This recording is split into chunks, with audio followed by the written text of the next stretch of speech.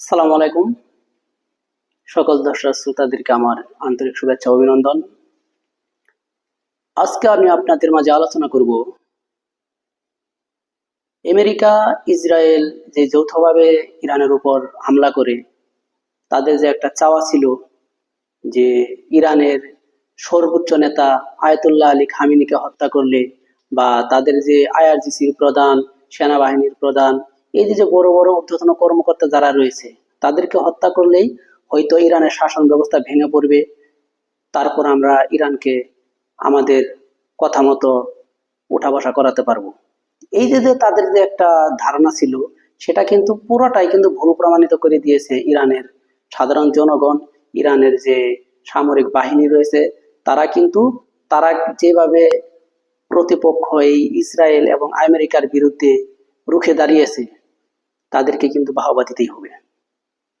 America চেয়েছিল Ayatollah Ali খামেনিকে হত্যা করার পর তাদের শাসন ব্যবস্থা ধ্বংস হয়ে যাবে, কিন্তু সেটার বিপরীত হলো।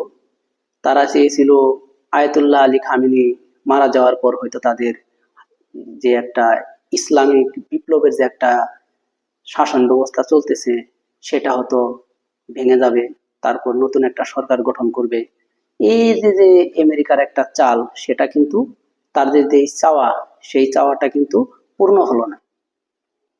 ইরান আসলে শিয়া জাত, তারা কিন্তু তারাও মুসলিম, কিন্তু আমরা যারা অনেকেই মুসলিম জাতি যারা আছি আমরা অনেকেই এই শিয়াদেরকে আমরা অবহেলা করি বা পছন্দ করি না। দীর্ঘ 4000 বছর আগে থেকে কিন্তু এই ইরানের বিরুদ্ধে আমেরিকা বা আরো অন্যান্য যে দেশগুলা রয়েছে তারা কিন্তু অনেকবার কিন্তু তারা এই ইরানকে দখল করতে চেষ্টা করেছিল, কিন্তু তারা বারবার কিন্তু ব্যর্থ হয়েছে।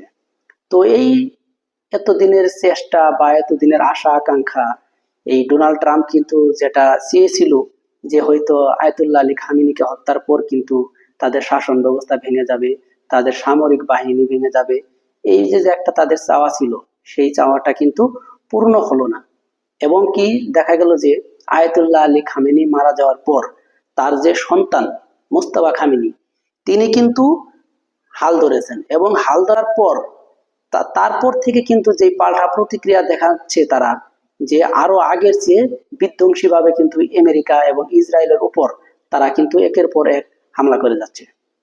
আপনারা জানেন ইতিমধ্যে ঈদের দিন সারা মুসলিম জাতির যে একটা ঈদ, ঈদের দিনও কিন্তু তারা হামলা করেছে ইরানের উপর। এই আমেরিকার যে ঘাঁটিগুলো রয়েছে সেই ঘাঁটিগুলো থেকে কিন্তু ইরানের উপর ঈদের দিনও হামলা করা হয়।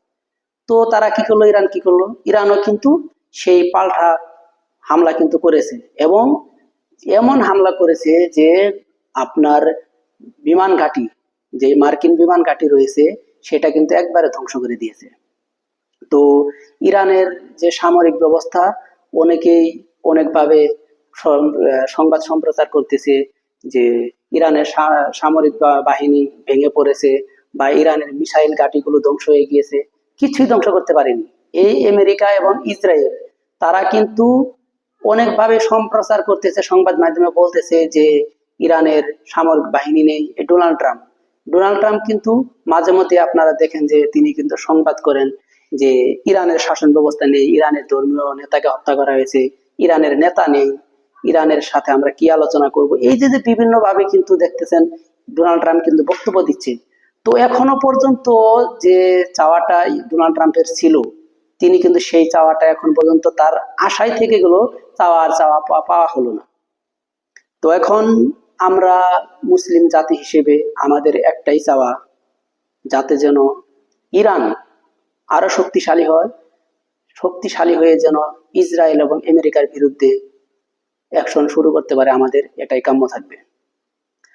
আর ডোনাল্ড ট্রাম্প তিনি কিন্তু ঘোষণা দিয়েছে যে হরমুজ প্রণালী, এই যে যে তেল যাতায়াতের যে একটা ব্যবস্থা, বাংলাদেশ বলেন, ইন্ডিয়া বলেন, আরো আশেপাশে যতগুলা দেশ আছে, আমাদের দেশে যে আসে তেলগুলা এই হরমুজ প্রণালী হয়ে কিন্তু আমাদের দেশে তেলগুলা আসে। তো ডোনাল্ড ট্রাম্প চাচ্ছে যে বিভিন্ন দেশে বা সারা বিশ্বের 20% তেল কিন্তু এই হরমুজ প্রণালী দিয়ে আসে, যাওয়া আসা করে। তো ডোনাল্ড ট্রাম্প চাচ্ছে এই হরমুজ প্রণালীর নিয়ন্ত্রণটা তারা নিবে। তো এখন ইরান কিন্তু তারা কিন্তু কূটনীতিভাবে বা তারা যে আলোচনা চালিয়ে যাচ্ছে, তারা কিন্তু বারবার একই কথা বলতেছে যে আমরা হরমুজ প্রণালী, এই যে হরমুজটা, সেটা কিন্তু আমাদের নিয়ন্ত্রণেই থাকবে। তো বারবার একই আলোচনা হচ্ছে। তো এখনো কিন্তু আলোচনা হচ্ছে, পাকিস্তান সেটা কিন্তু মধ্যস্থতাকারী হিসেবে ভূমিকা পালন করতেছে। তো এখন দেখা যাক কি হয়। এখন কিন্তু আমেরিকার পক্ষ থেকে যেটি জানানো হয়েছে, যে তারা কিন্তু বলেছে যে পরমাণু অস্ত্রের যে চুক্তিটা একবার সম্পূর্ণরূপে 20 বছরের জন্য কিন্তু তারা কিন্তু বলেছে যে একটা চুক্তি করতে হবে 20 বছর। 20 বছর কিন্তু তারা এই পরমাণুর যে চুক্তিটা তারা স্থগিত করতে চায়। তো এদিকে আপনার আহ, ইরান আগেও বলেছে, এখনো বলছে যে আমরা 20 বছর নয়, তারা কিন্তু একটা লিখিত দিয়েছিল যে 5 বছরের জন্য তারা স্থগিত রাখতে চায় পরমাণু কর্মসূচিটা। সেটা কিন্তু আমেরিকা বা ডোনাল্ড ট্রাম্প তারা কিন্তু মেনে নেয়নি। তো এখন ডোনাল্ড ট্রাম্প ইতিমধ্যে ঘোষণা দিয়েছে যে বিভিন্ন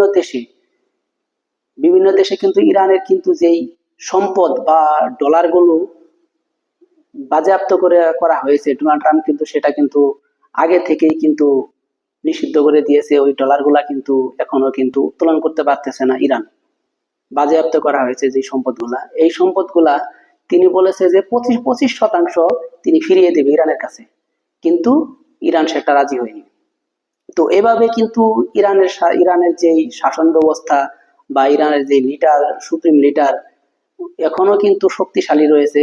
ইরানের যে মিসাইল ঘাঁটিগুলো রয়েছে, সেই মিসাইল ঘাঁটিও কিন্তু কিছুটা ক্ষতি হয়েছে, কিন্তু ক্ষতি হলেও তাদের যে শাসন ব্যবস্থা বা তাদের যে অবকাঠামো সম্পূর্ণই অক্ষত রয়েছে। তো এখন মোস্তফা খামেনি তিনি কিন্তু একটি ভাষণ দিয়েছে, সেটা জনসম্মুখে না, তিনি একটা লিখিত বক্তব্য দিয়েছে। সে জায়গায় তিনি বলেছেন যে হরমুজ প্রণালী আমাদের নিয়ন্ত্রণে থাকবে, আমাদের বাহিনীর নিয়ন্ত্রণে থাকবে, এবং আমরা 5 বছরের জন্য স্থগিত রাখতে চাই পরমাণু কর্মসূচি। এইভাবে কিন্তু একটি লিখিত বক্তব্য তিনি দিয়েছেন। তো ইরান এমন একটি জাতি, তারা কিন্তু কখনো মাথা নত করবে না এবং করেও নাই।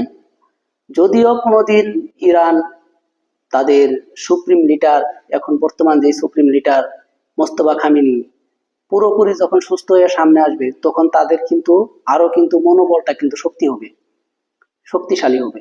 তো এখন আমরা যারা আছি মুসলিম, সবাই কিন্তু আমাদের একটাই চাওয়া, ইরান যেন আরো শক্তিশালী হয়, ইরান যেন এই ইসরায়েল এবং আমেরিকার বিরুদ্ধে রুখে দাঁড়াতে পারে। আমরা মুসলিম জাতি হিসেবে এটা আমরা প্রত্যাশা বা আশা রাখতেই পারি। তো সবাই ইরানের জন্য দোয়া করবেন, আপনারা সবাই পাশে থাকবেন। আর যদি আমাদের এই চ্যানেলটি ভালো লাগে, অবশ্যই লাইক দিবেন, শেয়ার করবেন এবং সাবস্ক্রাইব করবেন। সাবস্ক্রাইব করে পাশে থাকবেন, সবার আগে আপনার কাছে ভিডিওটি পৌঁছে যাবে। আল্লাহ হাফেজ।